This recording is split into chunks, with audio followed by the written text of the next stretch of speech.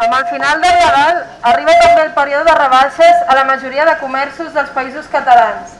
La maquinària publicitària del capitalisme es posa en marxa coincidint amb els primers dies de gener, tot vetllant per tal que no oblidem quin és el nostre deure durant aquest mes. Passar unes quantes tardes tancades en grans superfícies comercials, consumint de forma irracional i recórrer desesperades 1001 botigues de roba, els productes de les quals són dissenyats sota uns cànons estètics inassolibles. Des d'Arran impulsem aquest mes de gener i febrer una campanya contra els efectes que suposa per a nosaltres, les joves, tot allò que es desprèn del bombardeig publicitari que vivim durant el període de rebaixes. No ens rebaixem al consum irracional. El capitalisme s'apodera de tots els àmbits de les nostres vides. Per descomptat, el temps que dediquem a l'oci no s'escapa d'aquesta tendència.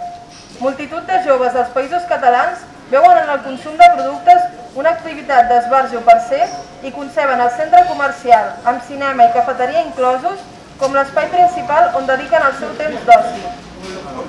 Aquest fet s'accentua de forma especial en els períodes de rebaixes, quan la maquinària televisiva publicitària estimula de forma més agressiva aquest consum. Aquest model ens fa avançar perillosament a una situació d'alienació i individualisme que afecta de forma ja molt generalitzada la majoria del jovent treballador dels països catalans. Rebutgem rotundament el consum irracional de productes com a activitat d'oci i apostem per un model d'oci no consumista, que fomenti el pensament crític i on la col·lectivitat passi per davant de l'individualisme. No ens rebaixem a la pressió estètica del capitalisme patriarcal. La indústria de la moda és la principal protagonista d'aquesta època de rebaixes. De forma especialment accentuada, la maquinària publicitària del capitalisme patriarcal ens bombardeja a base d'imatges de dones amb cossos impossibles, tot imposant un estereotip de cos ideal que és origen de frustracions, obsessions i riscos per la salut.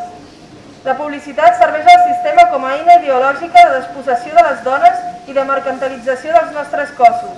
La seva pressió estètica és una expressió més de violència masclista. Ens reafirmem, per tant, a la nostra lluita en contra de la pressió estètica com a element fonamental de la nostra acció política feminista. Som boniques tal com som, n'estem orgulloses i no pensem claudicar les imposicions del capitalisme i el patriarcat. Ni objectes ni esclaves del patriarcat i el capitalisme.